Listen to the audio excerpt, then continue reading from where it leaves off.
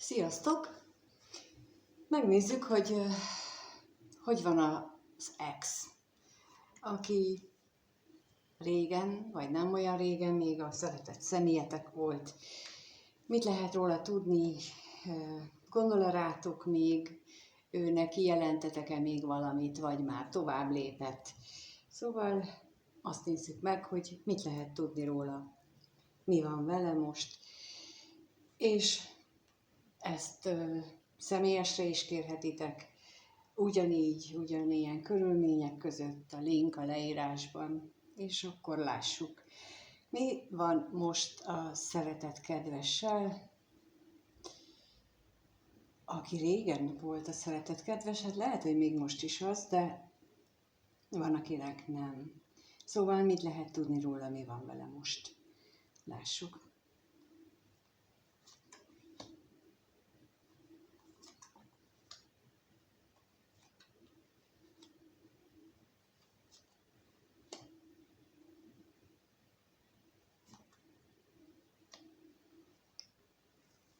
Nos, hát azt látjuk, hogy egy kapcsolatot elég negatívnak él meg. Lehetséges, hogy ez a kapcsolat még él, vagy már egy múltbeli kapcsolat, az most még eddig nem derült ki, de az biztos, hogy egy tartósabb párkapcsolatot úgy éli meg, hogy az már kuka. Hogy az már nem ad neki semmit sem tulajdonképpen, és vannak vágyai. Méghozzá nagyon erős vágyai vannak, hogy mire irányulnak ezek a vágyak, mindjárt rákérdezünk, de nem hagyjuk szó nélkül ott középen azt az állandóság lapját, és ez azt jelenti, hogy ő jelenleg egy olyan sorshelyzetet él meg, amit semmiképpen sem tudott volna kikerülni. Úgy tűnik, hogy neki azzal is dolga van, hogy azt a párkapcsolatot, amit ő veszteségesnek él meg, vagy negatívnak, vagy kifejezetten rossznak, ezt a helyzetet is meg kell tapasztalnia, és le kellene vonni belőle a konzekvenciát. Na majd megnézzük, hogy levonja-e. Illetve az is feladata lehet, hogy ez a mérhetetlenül nagy vágyakozás, ami benne van, ez a valami után, ez is egy ilyen sorsszerű, tehát ez is kikerülhetetlen. Mind a két dolog úgymond meg van neki írva. Az ilyen esetekben, amikor meg vannak írva dolgok, akkor az tulajdonképpen mindenképpen bekövetkezik. Lehet, hogy nem ma, hanem már tegnap előtt, vagy 10 évvel ezelőtt, vagy lehet, hogy 5 év múlva, de tehetünk elkerülő hadműveleteket, ettől még be fog következni. És a taróban ez a be fog következni állapotra utal a toronylapja, hogy ha valamit nem megalapozottan építünk fel, akkor az ottan dőlni fog, és ez is egy ilyen helyzetet utal nekem. Most úgyhogy kérnék szépen a veszteségre, hogy mit jelent itt a veszteség.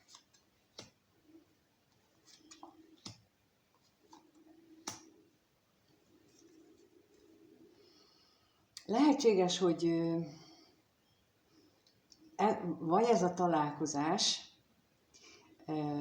tehát ez a találkozás, mondjuk akkor vegyük úgy, hogy ez a találkozás, amit ő ilyen veszteségként él meg, ez egy olyan találkozás volt, ami nagyon sok akadályba ütközött, ami nagyon sok nehézséggel járt, viszont az látszik, hogy mintha vége lett volna, vagy hát mintha befejeződtek volna a találkozások, vagy átalakultak volna olyan dolgok, amelyeket esetleg ő megígért, vagy egymásnak ígértek, tehát hogy mintha nem teljesültek volna be azok az ígéretek, amiket ezzel a személlyel, akiben ebben a találkozásban érintett volt, ezzel megtettek egymásnak, tehát hogy ott nem jöttek létre.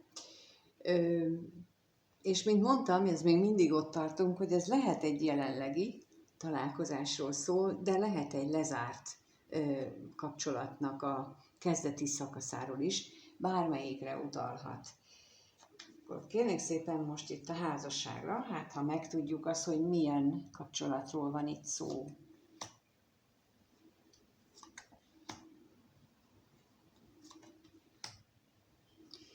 Hát lehetséges, hogy ez egy elkötelezett kapcsolat, amit ő most így él meg, hogy ez nem működik, ez nagyon rossz,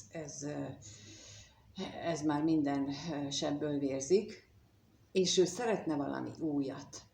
Az özvegy férfi az nálam a remete lapját is jelenti, vagyis hát azzal analóg, vagyis hogy ilyen bölcsen magába néz, és bölcsen magával átgondolja ezeket a dolgokat, és azt éli meg, hogy ő valami újra vágyna, valami megújításra. Jó, és akkor nézzük, hogy akkor miről szólnak itt a vágyai, valószínűleg ezzel a megújítással összefüggésben, tehát a vágyra kérnek szépen.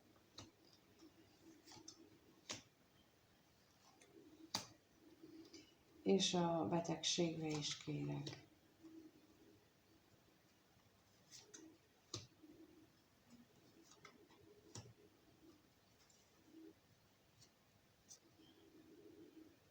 Lehetséges, hogy itt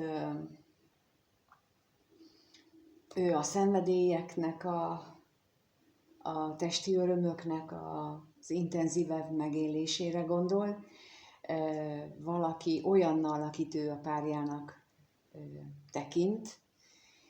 Ugyanakkor pedig az is látszik, hogy rengeteget gondolkodik azon, hogy az anyagi háttér az nem biztosított ehhez az ő vágyaihoz. És lehet, hogy ez okozza valójában az ő problémáját, az ő küzdelmét a vágyaival, hogy úgy látja, hogy nem biztosított az anyagi háttere ennek a vágyainak a beteljesítéséhez. Lehet, hogy úgy képzeli el, hogy ahhoz, hogy ő egy új életszakaszt elkezdjen, ahhoz neki kevés pénze van, vagy a jelenlegi jövedelem az nem biztosítaná azt, amire ő vágyik. Vagy olyat is láttam már, hogy van jövedelme, de ő mondjuk nem akar olyan munkába belekezdeni, ami több energiabefektetést igényelne, hanem ezt a kényelmes üzemmódot szeretné fenntartani, ami hát pont annyi jövedelemmel jár, mint amennyi most van. Úgyhogy ez itt sok összetevő ilyen lehet annak, hogy ő miért gondolja azt, hogy nem rendelkezik elégséges jövedelemmel hozzá. Na de akkor megnézzük, hogy jössz te, mint néző ebbe a képbe. Lássuk, hogy mit gondol ez az ex a nézővel kapcsolatosan, milyen gondolatai vannak vele kapcsolatban, mit gondol róla.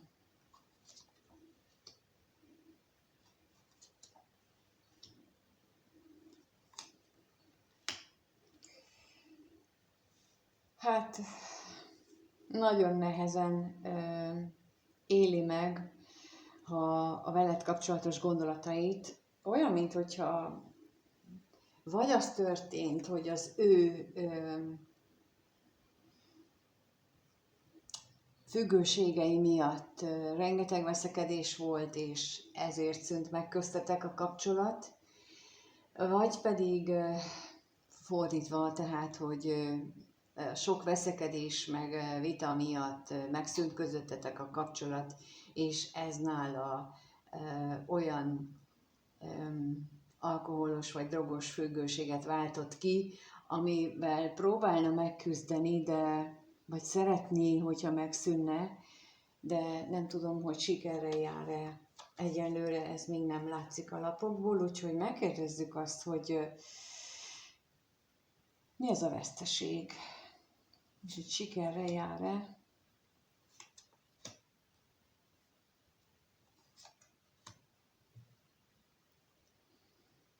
Megint megjelent a társa, akit ő társának tekint, akivel összefüggésben ő hajlandó lenne fontolóra venni azt, hogy a függőségeitől megszabaduljon, de ez őrült nagy változást igényelne tőle. És azt hiszem, hogy ő veled kapcsolatban mindenképpen lehet hozzád valami kötődése ennek a dolognak, de mindenképpen az a lényeg, hogy az ő függősége, amit a ti szakításatok előtt vagy után szerzett, annak köze van ahhoz, hogy ő nagyon sokat agyal rajta, hogy ezt hogyan tudna ő megszabadulni tőle. És akkor most a bosszúságra kérnék szépen, hogy mi ez a bosszúság itt.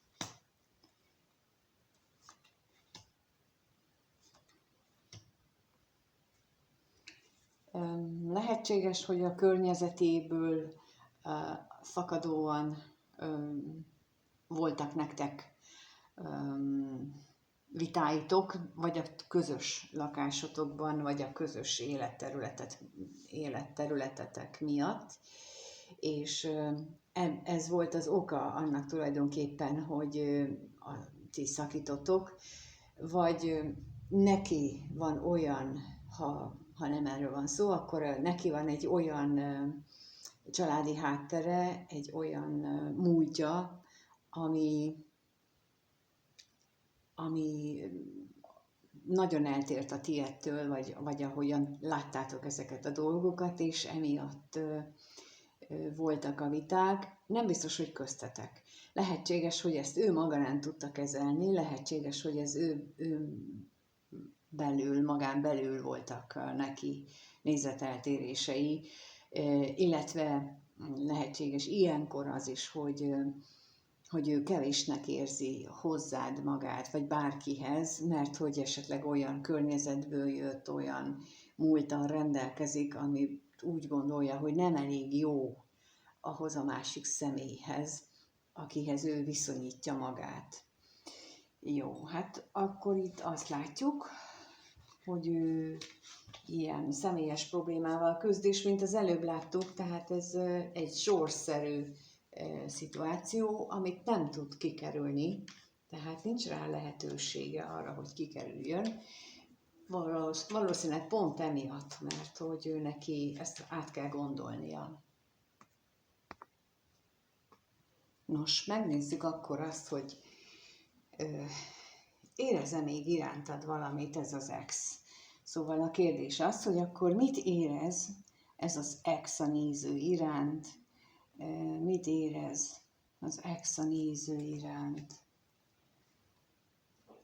Ezt szeretnénk tudni.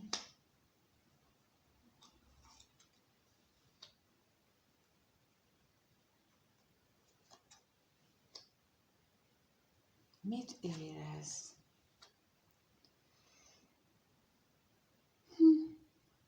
Félelmei vannak, hogy a vágyai, a reményei azok túlzóak, amin rengeteget gondolkodik, viszont ott vannak azok a mély érzések is benne, ami hát, mint az előbb is mondtam, őt nagyon nagy, sőt, sorszerű lépésekre, illetve gondolatokra sarkalják.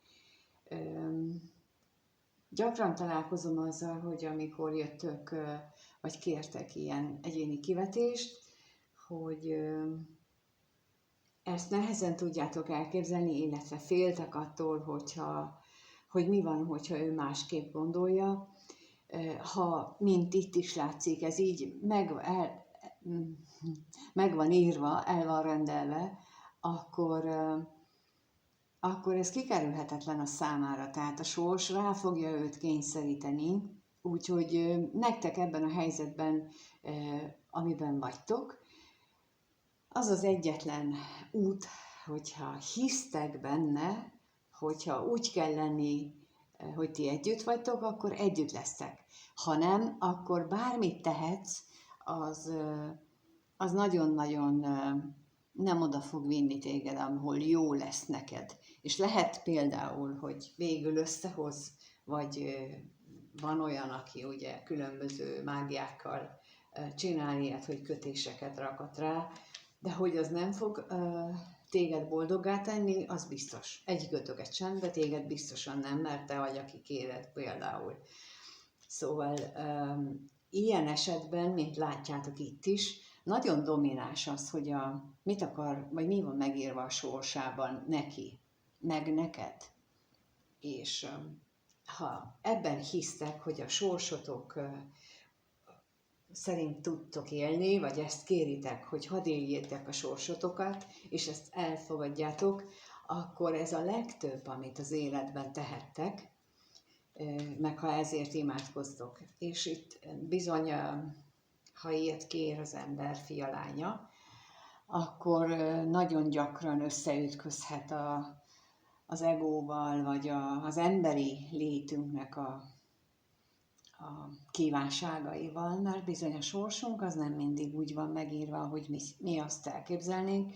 Ezért van olyan, hogy egyiknek nagyon jól megy, látszatra jól működik az élete, másiknak meg nagyon vacakul, mert hogy mindenkinek másféle van megírva, és az egyik elfogadja és áramlik vele, a másik meg nem. Tehát ez a ti megéléseteken is függ, az, hogy egy kevésbé jónak tűnő helyzetet hogyan éltek meg. És ezt látom itt is az ő esetében, hogy rengeteget gondolkodik, hogy mihez kezdjen, hiszen ott vannak a vágyai, amitől ő maga is fél. Tehát olyan vágyai és reményei vannak, amelyek úgymond túl nagy falat az ő számára. És ugyanakkor meg ott van a mérhetetlen szeretet benne, és ez a kettő már a fejben is nagy problémát okoz neki, és ezért van szüksége ezen gondolkodni. De, mint mondtam, pontosan ez mutatja azt, hogy ez egy nagyon súlyos sorsfeladat az ő életében, meg hát akkor a tietekben is, hogyha még így érez irántatok, mert az azt jelenti, hogy nektek ilyen minimum katalizátor szerep van ebben a helyzetben, és még az sem kizárt, hogy valami egyéb közös dolgotok is van. De akkor nézzük a féltékenységet, hogy arról mit lehet tudni még.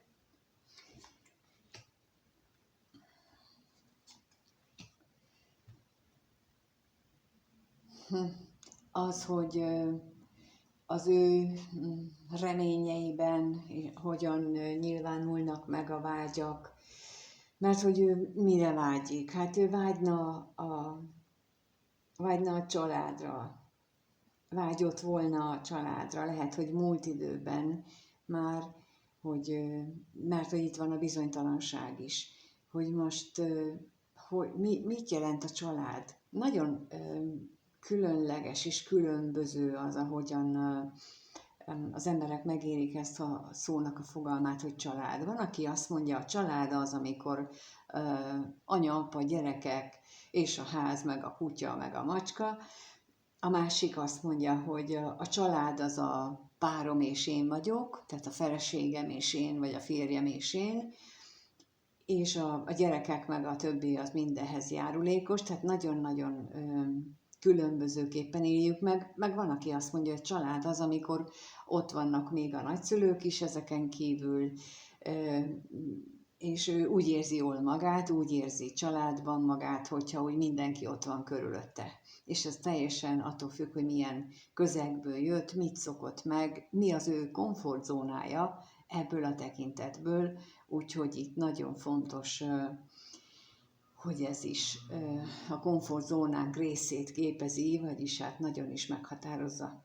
És őnála is ez a félelmeinek az alapja, hogy olyan, és a vágyainak is, hogy olyan fix ideája van arról, hogy mi az, hogy család, és talán most jutott el arra a szintre, pontosan emiatt az ellentmondás miatt itt, hogy ezen elgondolkodik, hogy akkor mit jelent ő neki. Na és ez olyan dolog, amit általában nem kérdőjelezünk meg, fel sem merül bennünk, a család az család, mert így szoktuk meg.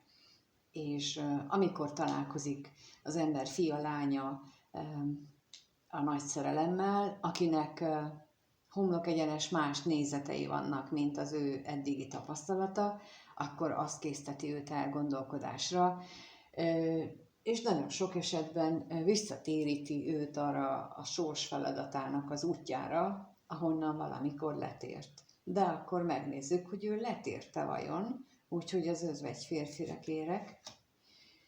Letérte vajon, vagy mit tudhatunk meg erről? Hát azt látjuk, hogy az életében volt egy találkozás, mindenképpen, vagy van egy találkozás, aminek muszáj volt megtörténnie az ő sorsát illetően, és akkor itt, ahogy mondtam az előbb, hogy visszatéríti ez a találkozás az ő sors útjára, ami megbetegedett, amiről ő letért, és erre volt szükség. Na, akkor még kérnék szépen a gondolatra.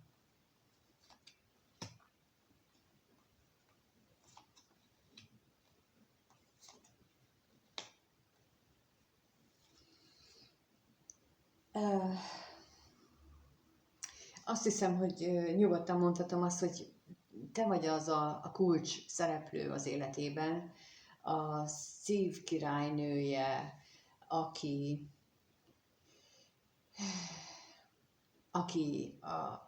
az akadályokat megszünteted, akiről azt gondolja, hogy képes vagy az akadályokat megszüntetni, aki nem csak ezeket a mély érzéseket hozta el a számára, és nem csak ezt a sorsszerű találkozást, és ezt az újszerű gondolatokat, hanem az ő elméjének a problémáit is, amit ugye láttunk, hogy ott volt az elején egy olyan gondolata, hogy egy kapcsolat miről is szól, és annak milyen nehézségei vannak, és olyan, mintha ezzel kapcsolatban te valamiféle felszabaduló gondolatokat hoznál számára, vagy juttatnál így az eszébe. És bizony ez is mind-mind benne van az érzéseiben, tehát nagyon-nagyon pozitív, azt láthatjuk, ez az érzés, amit irántad érez. Ha még nem vagytok együtt, vagy ha már nem vagytok együtt, na milyen jól mondtam, ugye? Hogyha még nem vagytok együtt. Szóval, hogyha már nem vagytok együtt, már még,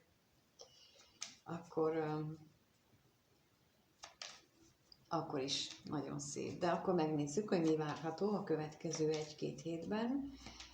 Ez a szeretett személy hogyan fog hozzád viszonyulni, fog-e közeledni, mire számíthatsz tőle.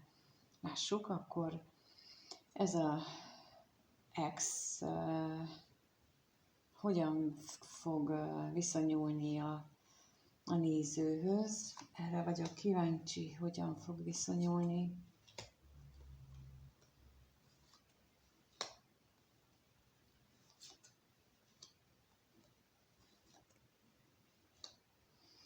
Hát lelke legmélyéből vágyik arra, hogy veled legyen. Úgy látom, hogy tényleg nagyon mély ez a vágyódás, és tulajdonképpen a félelmeit az lehet, hogy egy másik személy okozza, aki jelenleg az életében van, vagy a környezetében van, de lehet, hogy ez egy más esemény, vagy körülmény, ami ezt a félelmet benne kelti. És akkor kérnék szépen a féltékenységre.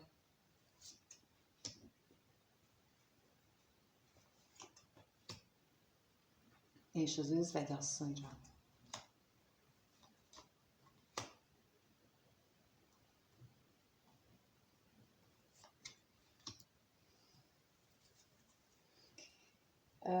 Lehetséges, hogy itt ez a külső körülmény, ez mint mondtam, ott van körülötte, és ez egy olyan kimondott vagy kimondatlan fogadalom is lehet, amelyet ő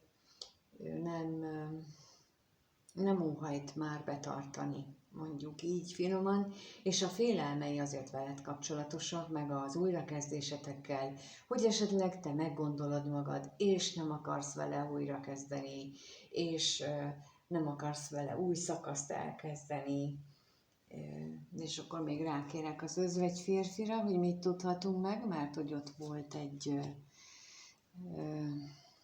függőség is.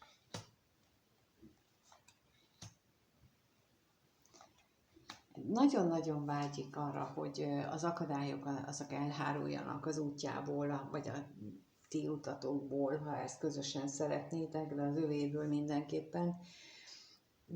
Nem látom azt, hogy cselekvőleg tenne, amit látok, az elhatározottság, és ez nagy fejlődés tulajdonképpen, ha az előző heteket nézem, ahol mindig csak a gondolati szinten volt, meg előtte még csak ott se.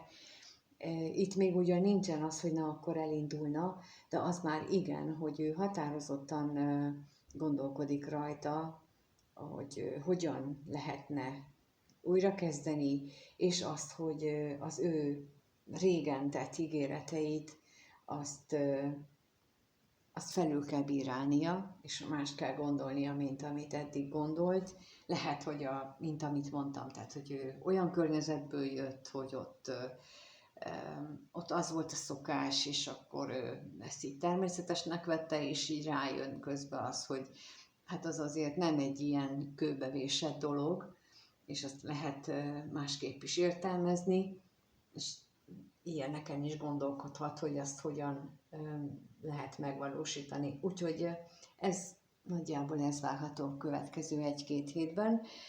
Köszönöm szépen, hogy itt voltatok, ha megnézitek.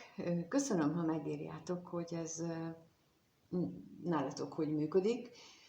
Van-e ilyen tapasztalatotok, mármint az, hogy ez a ti jelenlétetek ilyen erős hatást váltott volna ki ennek az exnek az életében, vagy például a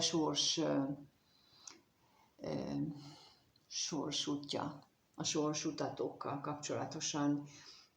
Mennyire tudjátok elfogadni azt, ami történik veletek, mennyire vagytok elfogadóak, vagy nem, szóval erről is szívesen olvasok, hogyha megosztjátok velünk a véleményeteket. Köszönöm a lájkot, hogyha tetszik a videó, és hogyha feliratkoztok, akkor nem sokára elérjük az 5500-at, és akkor meglepi mindenkinek.